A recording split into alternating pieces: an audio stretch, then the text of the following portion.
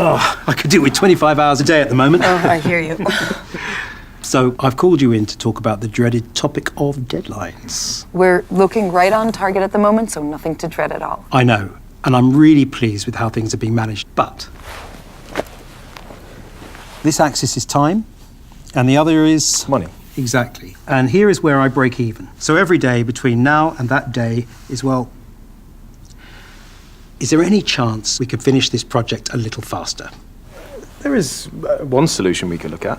The jump lift? Yeah.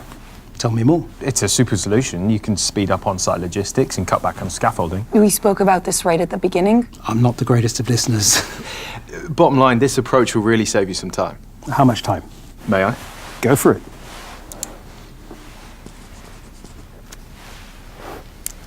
You should work on our side of the business. You know, we kind of do already. It's how we deliver.